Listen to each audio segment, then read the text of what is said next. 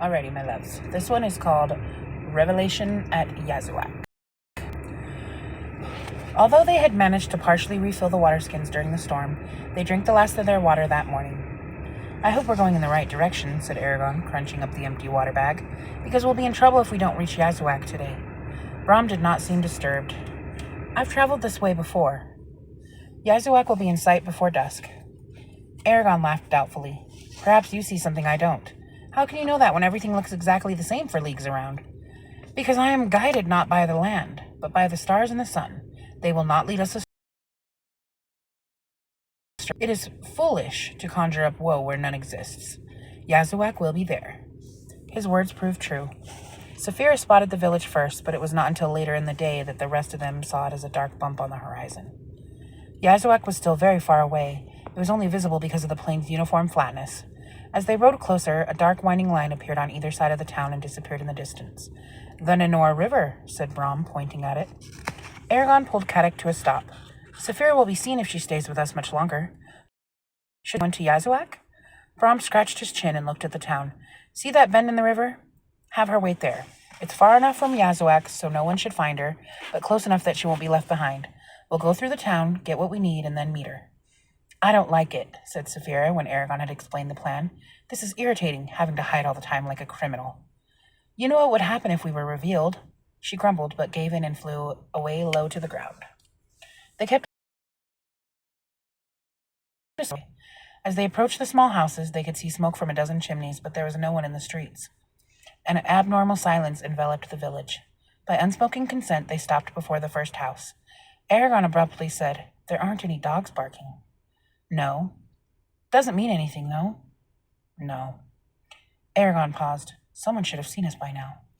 "Yes." "Then why hasn't anyone come out?"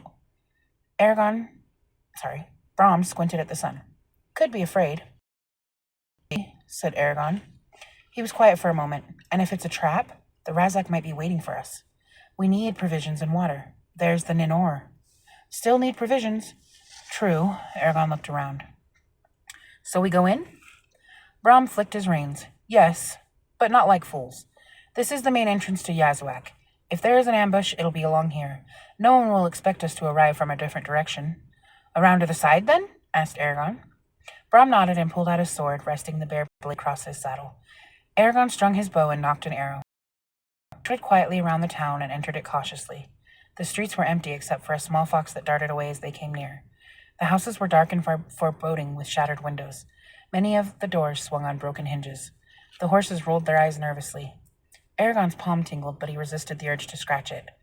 As they rode into the center of the town, he gripped his bow tighter, blanching. "Gods above," he whispered. A mountain of bodies rose above them, the corpses stiff and grimacing. Their clothes were soaked with blood, and the churned ground was stained with it. Slaughtered men lay over the women they had tried to protect, and lovers who had tried to shield each other rested in death's cold embrace. Black arrows stuck out of them all. Neither young nor old had been spared. But worst of all was the barbed spear that rose out of the peak of the pile, impaling the white body of a baby. Tears blurred Eragon's vision, and he tried to look away, but the dead faces held his attention. He stared at their open eyes and wondered how life could have left them so easily. What does our existence mean when it can end like this? A wave of hopelessness overwhelmed him. A crow dipped out of the sky like a black shadow and perched upon the spear. It cocked its head and greedily scrutinized the infant's corpse. "Oh, no, you don't," snarled Eragon as he pulled back the bowstring and released it with a twang. With a puff of feathers, the crow fell over backward, the arrow protruding from its chest. Eragon fit another arrow to the string, but nausea rose from his stomach and he threw up over Kadek's side. Brom patted him on the back. When Eragon was done, Brom asked gently, "Do you want to wait for me outside Yazuac?" "No." "I'll stay," said Eragon shakily, wiping his sight before them. Who could have done? He could not force out the words. Brom bowed his head. Those who love the pain and suffering of others. They wear many faces and go by many disguises, but there is only one name for them. Evil. There is no understanding it. All we can do is pity and honor the victims. He dismounted Snowfire and walked around, inspecting the trampled ground carefully. "The Razak passed this way," he said, slowly. "But this wasn't their doing. This is Urkel work. The spears of their make. A company of them came through here, perhaps as many as 100. It's odd. I know of only a few instances when they have gathered in such." He knelt and examined a footprint intently. With a curse, he ran back to Snowfire and leapt onto him. Ride, he hissed tightly, spurring Snowfire forward. There are still Urgles here. Eragon jammed his heels into Yazuac. The horse jumped forward and raced after Snowfire. They dashed past the houses and were almost to the edge of Yazuac when Eragon's palm tingled again. He saw a flicker of movement to his right, then a giant fist smashed him out of the saddle. He flew back over Yazuac and crashed into a wall, holding on to it only by instinct. Gasping and stunned, he staggered up the right side. An Urgle stood over him, face set in a gross leer. The monster was tall, thick, and broader than a doorway, with gray skin and yellow piggish eyes. Muscles bulged on his arms and chest, which was covered by a too small breastplate. An iron cap rested over the pair of ram's horns curling from his temples, and a round shield was bound to one arm. His powerful hand held a short, wicked sword. Behind him, Eragon saw Brom rein in Snowfire and start back, only to be stopped by the appearance of a second Urgle, this one with an axe. Run, you! Brom cried to Eragon, cleaving at his enemy. The Urgle in front of Eragon roared and swung his sword mightily. Eragon jerked back with a startled yelp as the weapon whistled past his cheek. He spun around and fled toward the center of Yazuac, his heart pounding wildly. The Urgle pursued him, heavy boots thudding. Eragon sent a desperate cry for help to Saphira, then forced himself to go even faster. The Urgle rapidly gained ground despite Eragon's efforts, large fangs separating in a soundless bellow. With the Urgle almost upon him, Eragon strung an arrow, spun to a stop, took aim, and released. The Urgle snapped up his arm and caught the quivering bolt on his shield. The monster collided with Eragon before he could shoot again, and they fell to the ground in a confused tangle. Eragon sprang to his feet and rushed back to Brom, who was trading fierce blows with his opponent from Snowfire's back. Where are the rest of the Urgles? Wondered Eragon frantically. Are these two the only ones on Yazuac? There was a loud smack, and Snowfire reared, whinnying. Brom doubled over in his saddle, blood streaming down his arm. The Urgle beside him howled in triumph and raised his axe for the death blow.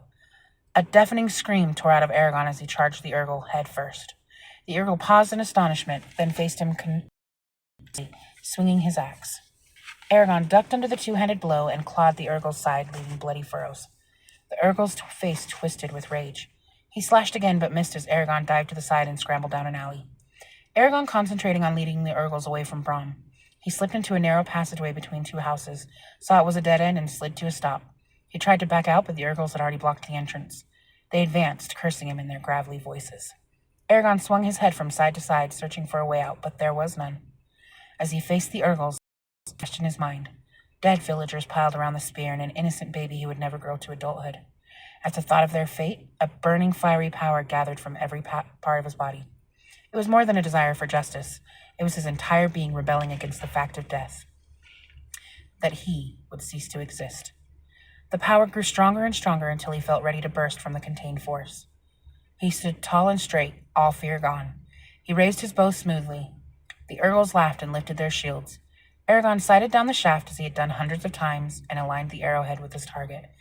The energy inside him burned at an unbearable level. He had to release it or it would consume him. A word suddenly leapt unbidden to his lips. He shot, yelling, "Brisinger!" The arrow hissed through the air, glowing with a crackling blue light. It struck the lead Urgle on the forehead, and the air resounded with an explosion. A blue shockwave blasted out of the monster's head, killing the other Urgle instantly. It reached Eragon before he had time to react, and it passed through him without harm, dissipating against the houses. Eragon stood panting, then looked at his icy palm.